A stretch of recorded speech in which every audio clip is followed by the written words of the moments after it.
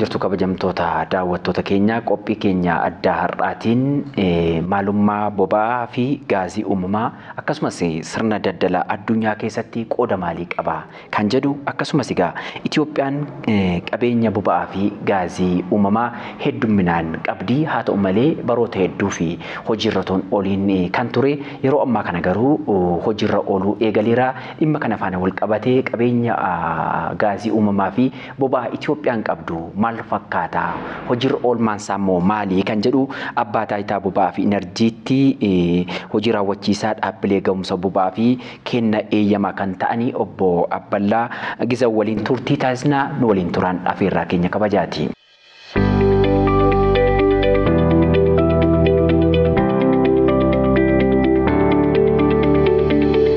Itoophiyaan yeroo dhiyootii asii gaazii warshaa gaazii uumamaa baasuu eegaluun ishee kan beekamudha. Kanaan alas egaa dibdifa boba'aa qulqulleessuu fi dhagaan bu'uuraa yerootti kaameeti jira.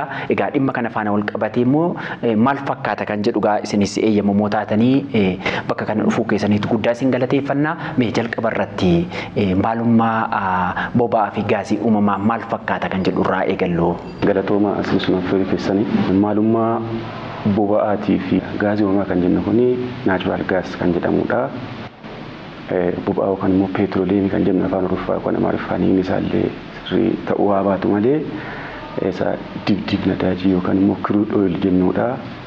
Isaan kun lachuu yookaan immoo iddoo tokkotti peetirooleemii yookaan peetirooleemii piroodaaktis jedhamu. Haalli isaanii yoo ilaalle akkaataa haftee yookaan hambaa biqilootaa fi bineensota waggaa miliyoona hedduun adeemsa keessa dhiibbaa teempireecharii fi pireechariitiin gara kaarboonii makaa kaarboonii fi hidroojiiniitti jijjiiramaniiti isaan dhufanii crude oil yookaan immoo peetirooleemii yookaan naachuraal gaazii kana uumuu kuni makaa hidrookaarboonii yookaan hidroojiinii fi kaarboonii kan jedhamanidha. Elementoonni biraa akka impuriitiitti keessaa jiraatan malee abbummaa yookaan immoo irra caalaatti makaa isaan kana. Isaan kuni crude oil yookaan immoo dibdiba nadaajii fi kaarboonii maana tafaxuroo gaazii kan jennu kun immoo gaazii uumamaa kan jennu kuni garaagarummaa qabu. Garaagarummaan isaanii kaarboon nambarii yookaan lakkoofsa kaarbooniitii fi dibdiba nadaajii crude oiliin kuni kan amma argame yookaan immoo hin jira jedhamus akkuma biyyaattis akka addunyaattis akka saayinsiitti parsentiin 87 amma 87 kaarboonii 14 immoo 11.14 hidroojiiniidha. Amma kaarboon lakkoofsi isaa dabalu crude yookaan immoo gara liquiidii yookaan immoo gara jajjabootti jijjiiruun isaa yookaan immoo cimni isaa intinii ta'a. Salphinni kaarboon yookaan immoo salphaa kan jennu immoo warri gaazii jedhamu kun immoo kaarboon lakkoofsi kaarboon isaatii xiqqaadha. Kanaaf akka biyya keenyaatti immoo amma gaafii kaastan lachuu argannee gaazii uumamaas argannee crude oil kan jennus immoo gaazii dibdiba jedhamu kanas kan hin caalamne argannee jirra.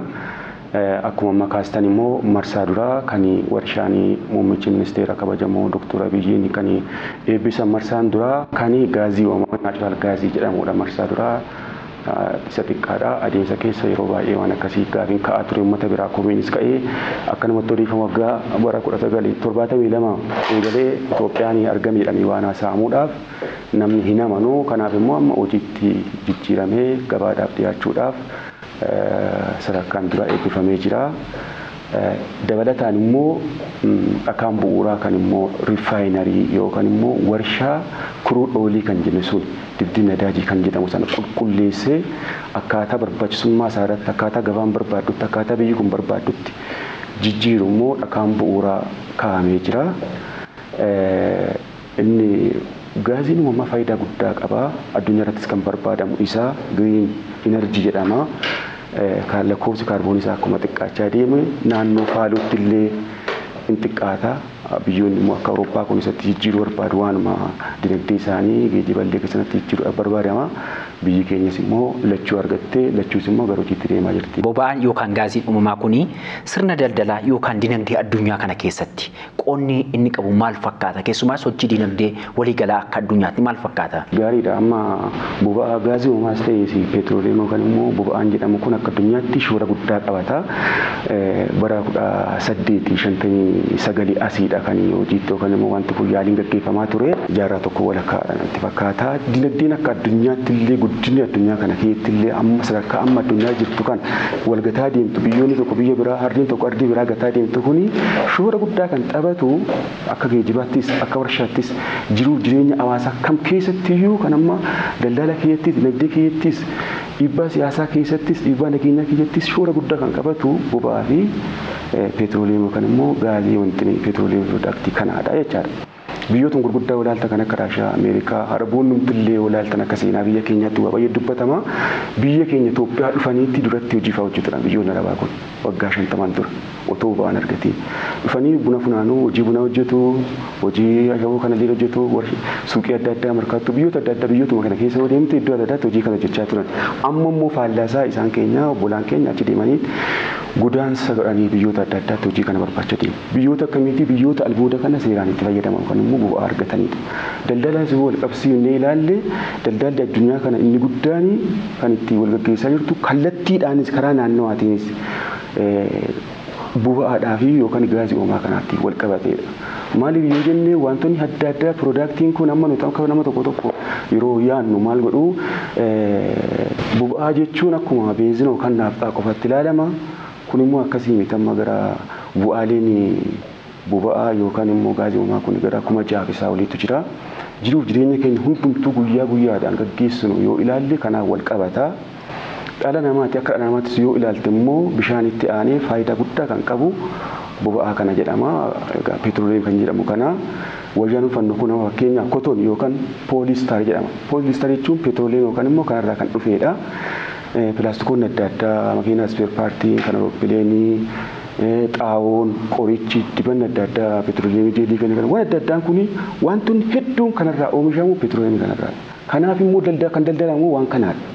Xaawoon galchina, boba'aan galchina, inni daldalu biyyoonni adda addaas bu'aalee boba'aatiin kan waliin qaban hin jiran baay'een isaanii. Kanaaf daldalli addunyaa kana warri dhiibbaa qabanis immoo kana waan qabaniidhaa fi shoora guddaa taphata boba'aan akka addunyaattis dinagdee keessattis daldala keessattis kan jedhu kaasuu barbaada. Ulfaadhagaa jiruuf jireenya dhala namaa hunda keessatti boba'aan barbaachisaa akka ta'edha kan nuu kaastanii. Egaa gara Itoophiyaatti yoo dhufne immoo Itoophiyaan qabeenya boba'aa yookaan gaazii uumamaa ni qabdi jedhama. Garuu haa qabaattu malee gama dinagdeen irraa fayyadamuu irratti hanqinniti kan jiruu fi yeroo dhiyoogaa jalqabbiin gaarii kan jirudha. Mee Itoophiyaan akka qorannoo keessan akka abbaa taayitaa keessanittis haa ta'u qorannoowwan gama gaazii uumamaati yookaan immoo boba'aatiin adda baafamanii jiru Itoophiyaan qabdu akkamitti ilaalamame? Amma qorannoon akkaataa pootishaaliin qabeenya uumaa Itoophiyaan qabdu boba'aa gaazii kanaa fi petrooleemii yookaan immoo kanaan qabatee baay'ee guddaadha pootishaaliidha yoo ilaaltan. Nuti akka abbaa taayitaa boba'aa fi enerjiitti kan nu ilaallatu edda bahee lafa keessaa qoonfaramee argamee baheen boodaadha kan bulchinu. Amma dhaqee hawaasa itti fayyadamutti amma dhaqee warshaa galee yookaan immoo pirooses ta'uu eegalee amma dhumaatti kan hordofu kan bulchuu reguleet kan godhu abbaan taayitaa. Yeroo dhaabbanni abbaa taayitaa kun abbaa taayitaa enerjii fi boba'aa kuni akka dipaartimentii tokkotti ministeera albuudaa jala ture. Ministeera albuudaa kana jalatti immoo upstreamii kan jedhamu kan lafa keessaa barbaadee warra baasan warra argatan kana kan eeyyama kennu kan bulchuudha. Inni keenya immoo nama akka biyyaatti abbaa taayitaa boba'aa fi enerjii federaalaa jedhamu kun immoo downstreamiidha. Edda bahin booda amma dhumaatti warshaa galee pirooses ta'ee amma dhumaatti kan bulchuu yookaan eeyyamuu fi reguleet godhuudha. Kanaaf immoo kan keenya amma akka biyya keenyatti lachuutu argame jenneerraa warshaan jalqabaa marsaan dura eebbifameera gara miliyoona 100 fi 11 kan ta'u waggaatti kan oomishu marsaan lammataa illee kan nuti gaazii uumamaa akkasumatti eegalaa jira. Dhagaan bu'uuraa immoo kan crude oiliitti yookaan immoo boba'aa diddiigna daajii gara bu'aa isaatti jijjiirullee ijaaramuudhaaf qophiin xumuraa taasifamee jira. Kanaaf faayidaa guddaa qaba. Maaliif jiruuf jireenya uummata kanaa keessatti bishaan itti aanee boba'aadha faayidaa kan qabu jenneerraa inni jiru taanaan inni jireenya hin jiru jedhama yeroo tokko tokko. Kanaaf immoo nuti akka biyya keenyaatti kan akka hojiitti hiikuudhaa fi wantoota adda addaatu hojjetamaa jira gara mootummaatiin gara abbaa taayitaatiinis immoo wantoonni hojjetaman kun misooma bu'uuraa akka boba'aa kun yoo ilaalle boba'aa yoo jenne inni dhangala'aa yookaan gaaziin sun akka paabliik guddi jedhama akka shaqaa ta'u kan immoo kan hawaasatti fayyadamudha. dhaabbileen isaa immoo kan akka fuul isteeshinoonni adda addaa kun kan kuusanii kan geejjibanii kan oomishan akka warshaatti isaan kun immoo paabliik infiraastirakcharii jedhama. Kun immoo waan haaraa dinagdee haaraa biyyi kun argattee kan hin baramneedha. Biyyi keenya immoo kana dura amma sadarkaa ammaa jirtu Afrikaa keessaa amma gara Affaaritti oomisha karaa midhaanis ta'ee karaa qamadiinis waan adda addaatiin liid gochaa jirtiin agarra. Kanaaf immoo kun utuu xaawoo yookaan xaawoo otoo hin taane xaawoo otoo hin qabaatii boba'aa otoo hin qabaatiidha amma kana irra. Kana immoo waan haaraa kana dhufee wantoonni kana hoo ilaaltan amma piroodaaktiin 6,000 ol kan peetirooleemii argannu kuni biyya alaatti dhufu walakkaan isaanii yookaan akkuma jirutti nadaajiin kan calalameen galchinaa kan galchi kun gara biliyoona 4 doolaarii biliyoona 4.5 Itoophiyaan waggaa waggaan baaftee kan galchitu guyyaa guyyaadhaan gara miliyoona 9.12 liitira galchina Itoophiyaanii alaa galchina. Asfaaltiin daandii hojjetamu kun alaa dhufaa bu'aadhuma boba'aatii warshaa adda addaa keessatti immoo yoo ilaaltanii akka boolariitti akka adda addaatti waan adda addaa kan fadhaa akka galtee dhumallee taasifatanii kan fayyadaman alaa dhufaa. Kun immoo kan alaa dhufu kun maal fedha jettanii asitti yoo bakka bu'e yookaan immoo hirkattummaan biyyi keenya Itoophiyaan boba'aa alaa galchuudhaaf biyyoota adda addaatti waggaa hedduu hirkattee jirtu kun hin hambisa.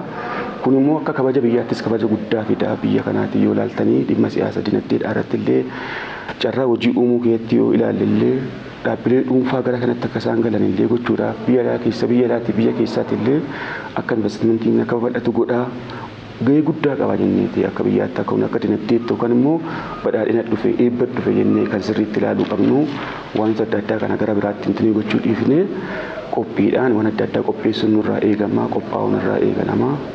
Kanaadhaa rakkoon immoo akka duriittis immoo jiru rakkoo siyaasaa tasgabbii dhabuu faayinaansii kanaan harkifate amma immoo seeraan mootummaan hordofee gara kanatti deemaa jira waan ta'eef faayidaa guddaa irraa arganna kan jedhudha. Aadaa hojii kaleessaa sana jijjiiruu keessatti illee gahee guddaa qaba maddi dinagdee kuni mee kana faana wal qabatee akka hawaasaatti illee maaltu godhamuu qaba kan jettanii kaastu. Galatooma amma kun amma dinagdee haaraadha kan jennu biyyi keenya hirkattummaadhaan turte xaawoo kanas ta'ee boba'aa salaa galchaa turre jenneerra. Warshaaleen hedduu dinagdee hedduu keessatti iddoon boba'aan gidduu bukkee hin jirre yookaan boba'aan dhamame hin jirudha isiniin jechaan jira ka. Xaawoo oomishuudhaaf immoo edda gaazii uumaa kana qulqulleessine wantoota xixiqqoo keessaa qulqulleessineen booda kallattiidhaan gara maalitti gara faayidaa tajaajila uummataatti dhufaa jira. Kanaaf immoo amma akkuma muummichi ministeera yeroo darbee kaasanii geejjiboonni gurguddaan qaraxaan alaa akka galan illee jechaa jira. Kun jedhama jira. Kana gochuuf immoo dursanii isteeshinii yookaan buufanni ijaaramuu qaba. Kana abbaan taayitaas adda baasaa jira akka maappiitti hojjetee Finfinnee keessaa makiinaan gurguddaan kutaalee biyyattii keessaa gara Finfinneetti yeroo galan eessatti gara lixaa karaa bahaa karaa kaabaa gara kibbaatiin eessatti ijaaramuu kan qabu Finfinneedhaa yeroo bahan kan jedhamu adda bahee jira. Biyyo akkuma marsaa lammaffaan immoo akkasumatti immoo Finfinnee alatti illee naannolee keessatti akka ijaaramu kun hojjetamaa jira. Kun hojii guddaadha. Lammata immoo xaawoo amma yaadamee yeroo darbee mootummaan abbootii qabeenyaa wajjin godhamee ture kuni galteetti naatiroojiiniidha. Achi keessaa ammooniyaa yookaan naatiroojiinii kanatti argama waan ta'eef gaazii uumamaa kana keessaa akka galteetti nu fayyada. Kanaaf immoo yuuriyaa kan jedhamu faayidaa guddaa qaba.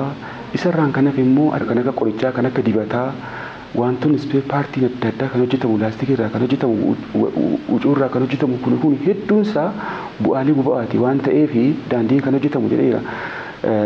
Geejjiboonni adda addaan kun isa malee socho'anii kallattiidhaan warshaa keessatti immoo ijaarsa keessattis immoo kunoo zayita adda addaan fayyadamuun beektu galtee illee ta'a. Kun immoo hojii uumaa carraa hojii guddaa uumaa godaansa seeraan alaa kun dargaggoonni hojii dhabanii deeman kunillee yeroo gabaabaatti jijjiiraa kan jedhamu hojii guddaa horaa jira.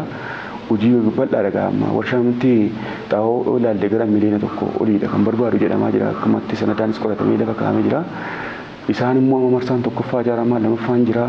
Dhagaan bu'uuraa kan immoo kiroodha olii kana qulqulleessu calalu immoo hojjetamaa jira. Isaa wal qabatee warshaa hedduudha. Abbootii qabeenyaa hedduudha bitti kan harkisuu danda'u.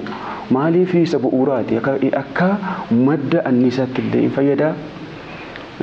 Akka naashinaal seekuriitii yookaan immoo nageenya biyyattiitiif illee faayidaa guddaa qaba. economic stability tokko tasgabbii dinagdee biyya tokkooti immoo isa bu'uuraati. Kan biraa immoo emergency response jedhamu kan kuusuun barbaachisaadha gaafa rakkootiif rakkoo uumamaas rakkoo namtolchees uumame kuufachuudhaaf immoo barbaachisaadha. Biyyoonni immoo kana qaban kuufatu. Listi isaanii keessallee Itoophiyaan illee akkuma waliigalaatti hin jirti hin kuusaa jirra ammas Itoophiyaan kanaaf faayidaa guddaa qaba. Itoophiyaanis oomisha kana oomishuu akka dandeessuu fi galteewwan dinagdee ishee akka taasifachuu dandeessudha. Keessumaa immoo qabeenya boba'aa fi gaazii uumamaa kana sirna dinagdee ishee keessaa keessumaa warshaaleen garaagaraa jira. Warshaaleen boba'aa dura fayyadaman jiraachuu danda'u. Konkolaataan dura boba'aa fayyadaman kuni gaazii uumamaa fayyadamuu hin danda'ani gara sanatti adeemsa keessa wanti yaadameetu jira akka abbaa taayitaa keessanitti. Mootummaan isa godheera.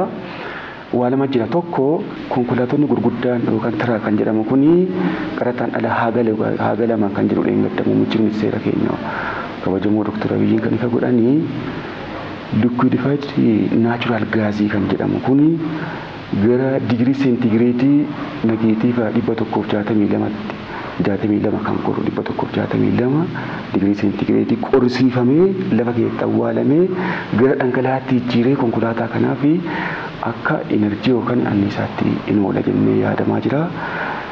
Makiinota xixiqqoo kan immoo light vehicles warra jedhaman immoo compressed natural gas kan jedhamu fayyadamuu danda'amu jedhama. Liquefied natural gaasiin kun immoo kabbaatti qonnaaftaa biyyi keenya guyyaa guyyaan gara liitira miliyoonii 9 amma 12 galchaa jirta iddoo biyyoota adda addaatii bittee kun immoo sharafa biyya guddaa gaafachaa jira. Kanaaf immoo maaliif ishiin bittu kun kan galchitu kana as keessatti oomishamee bakka bu'aa yookaan immoo import substitute ta'edhamee yaadama. Kana kallattiidhaan nyaattaa fi beenzinii qofatu hin taane bu'aan isaa hedduudha. Kuma jaaf sanaa ol tureera. Kana hunda isaa nuti bu'aa petrooleemii yookaan boba'aa ta'uu isaa hin beeknu malee biyya alaatii gala. Kun asitti oomishamuu danda'ama inni yaannagaa. Amma asinitti meeraa qoricha adda addaa olaallee marfee numtillee ittiin akka marfee fi sibiila otoo hin taane wanta adda addaa kuni dibannoon adda addaa kun akka heddummaa kaasee kan konkolaataatti illee zayitiin adda addaa kun alaa gala kun nafa lammanni immoo booyilariin kabbaatti qonnaaf ta'u kan immoo heavy fuel oil fayyadamu gara liquefied petroleum gaasii yookaan immoo LNG kan jedhamu kanatti jijjiirama gara fuulduraatti maashinii isaanii illee akka jijjiiraman yaadamaa jira waan kanaaf immoo warshaa keessatti galteetti illee fayyadama. Kana bu'aa guddaa qaba kan jedhudha inni. Adeemsa keessa immoo gara gaazii uumamaa crude oil kana yoo qulqulleessin immoo alatti illee erguu hin danda'ama. Amma garuu mootummaan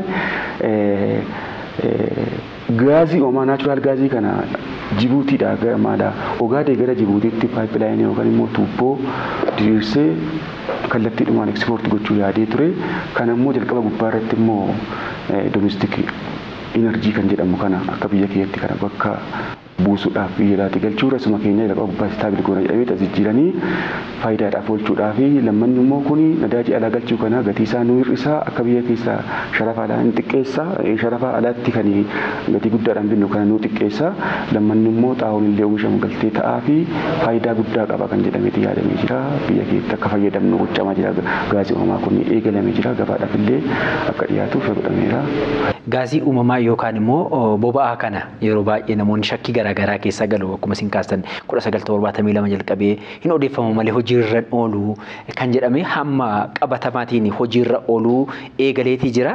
Egaa kanaaf immoo galmaan gahinsa kanaaf immoo bakka argama boba'aa kanaa yookaan gaazii kanarraa eegalee bakka itti deemee hojiirra oolu irratti tumsi ogeeyyii damichaa ilaallatan dabalatee hawaasa biyyattii barbaachisaa waan ta'eef dhimma kana faana wal qabatee milkaa'ina kanaaf maal gochuu qaba jettu lammiin Itoophiyaa biyya keessaaf alaa jiran.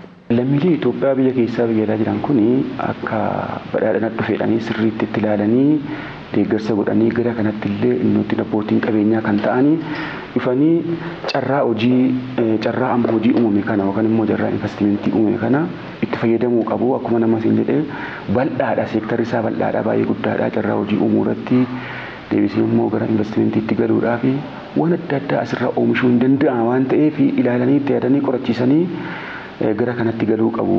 Xaa'oon kun maalna xaa'oodha oomishuudhaaf illee galteedha jennee irraa dura. Gaaziin uumamaa kun amma argame kuni dura odeeffamaa ture rakkoodhuma siyaasaa rakkoo faayinaansii humna dhabinsaan kana fi amma immoo mootummaan immoo itti yaadee ifa godheera hojjetamaa jira. Kanaaf amma warri naannoo hawaasti kan intini gochuu qabu kan deeggaruu yookaan itti qophaa'uu qabu iddoo qopheessuu lafa qopheessuun barbaachisaadha. Iddoo isteeshiniitti ijaaramuu biiroon investimentii dursee qophaa'uu qaba. Namoota jajjabeessuu filuu gara kanatti galanii jechuun faayidaa guddaa qaba waan ta'eef hirkattummaa enerjii biyyi kun qabdullee hin hir'isa jenneerra. Kanaaf kana qophaa'uu qaba. Uummannis immoo sirriitti kana deeggaree bukkee dhaabachuu qaba. Mootummaan kutannoodhaan immoo itti adeemaa jira. Kanaaf immoo wanta adda addaa kana qulqullummaa isaa ilaalamuu qaba. Sirriitti ilaalamuu qaba. Akka misooma bu'uuraattis immoo eessatti hojjetama kan jedhamu waliin gahiinsaan illee ilaalamuu qaba. Waliin gaasa eessatti rakkoon kan jiru jedhamee qoratamee hawaasti haala kanaatiin itti deemuu qaba, deeggaruu qaba kan jirudha. Dhumarratti yaada dhimma kana faana wal qabatee hafee jettanii akka yaada xumuraa yoo qabaattan carraa isiniin kenna. Bu'aan kun jireenya keenya keessatti guyyaa guyyaatti faayidaa guddaa waan qabaatuudhaa fi ilaalamee deeggaramuu qaba. Dargaggoon immoo dhimmoota yaada isaanii gara godaansaa kana dhiisanii asumatti karaa adda addaatiin dursanii maal hojjechuun qaba kan jedhan waan kana sirriitti ilaalanii deeggaruu qabu. Qaamni mootummaas sirriitti itti ilaalee waan kana qophii taasisuu qaba. Biyya kanaaf gahee guddaa qaba jedhee yaada. Abbaan taayitaas immoo amma akkuma eegale kana sadarkaa baasee istaandardii qopheessaa jira kan piroodaaktii yookaan immoo bu'aalee bu'aa kanas akka misooma bu'uuraa irrattis immoo lachuu qopheessaa jira. Kun immoo qaamni mootummaa dhimmi isaa ilaallatu sirriitti dhimma kana dafee mirkaneessee hojiitti akka hiikkatudha. Seeronni qophaa'uu qabu. Otoo seera hin jiraanne immoo seera dambiin kana waan adda addaa kan wal qabatee kun sirriitti ilaalamuu qaba. Waan haaraa waan ta'eedhaaf namoonni dhufanii investimentoonni alaa yoo dhufan seeraan keessummaanii itti agarsiisanii haala kanaatiin kana seerri kee jedhameeti.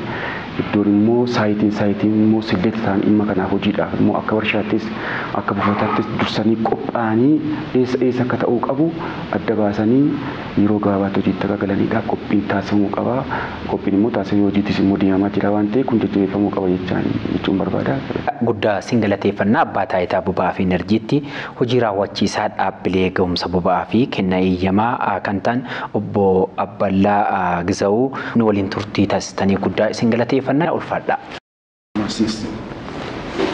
Kabajamtoota daawwattoota keenyaa qophiin addaa har'aaf qopheeffanne kana fakkaata nagaan tura.